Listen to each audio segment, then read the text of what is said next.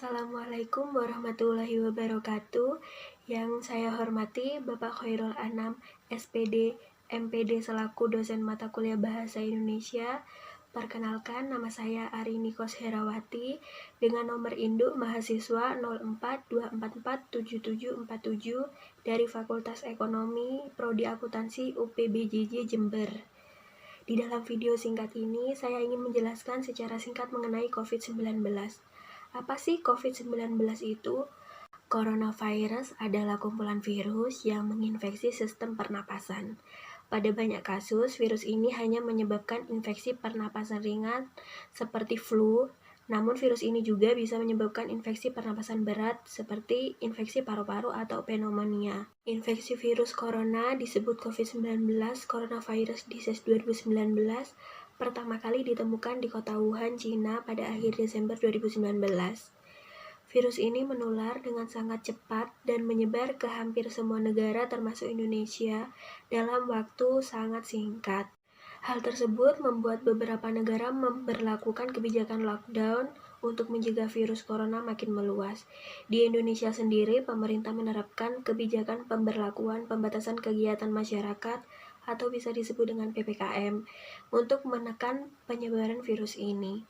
Meski disebabkan oleh virus dari kelompok yang sama, yakni coronavirus, COVID-19 memiliki perbedaan dengan SARS dan MERS, yaitu dalam hal kecepatan penyebaran dan keparahan gejala.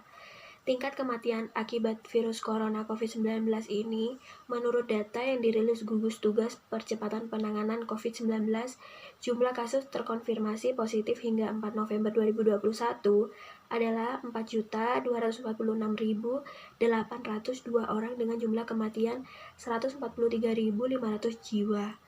Dari angka tersebut, diketahui tingkat kematian akibat COVID-19 adalah sekitar 3,4%. Jika dilihat berdasarkan usia, kelompok usia lebih dari 60 tahun memiliki persentase angka kematian yang lebih tinggi dibandingkan kelompok usia lainnya. Sedangkan bila dilihat dari jenis kelamin, 52,3% penderita yang meninggal akibat COVID-19 adalah laki-laki dan 47,7% sisanya adalah perempuan.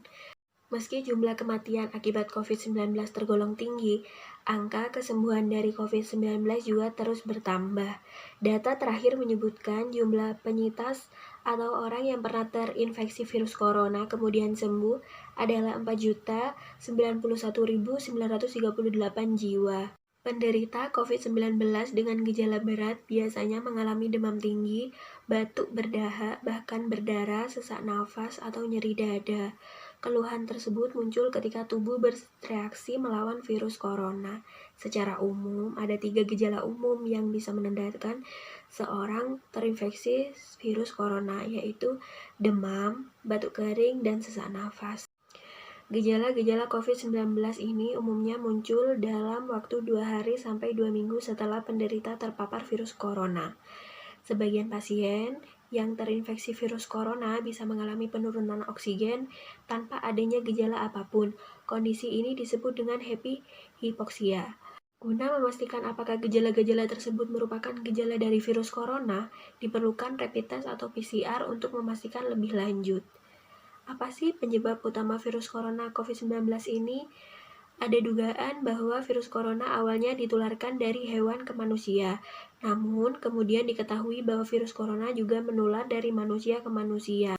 Seseorang dapat tertular COVID-19 melalui berbagai cara, yaitu tidak sengaja menghirup percikan ludah atau droplet yang keluar saat penderita COVID-19 batuk atau bersin, memegang mulut atau hidung tanpa mencuci tangan terlebih dahulu setelah menyentuh benda yang terpapar virus COVID-19, melakukan kontak jarak dekat dengan penderita COVID-19. Virus corona dapat menginfeksi siapa saja, tetapi efeknya akan lebih bahaya atau bahkan fatal bila terjadi pada orang usia lanjut, ibu hamil, orang yang memiliki riwayat penyakit, perokok, atau orang yang daya tahan tubuhnya lemah, misalnya pada penderita kanker. Lalu, bagaimana sih pencegahan virus corona atau COVID-19 ini? Saat ini di Indonesia sedang menjalankan program vaksinasi COVID-19 secara bertahap.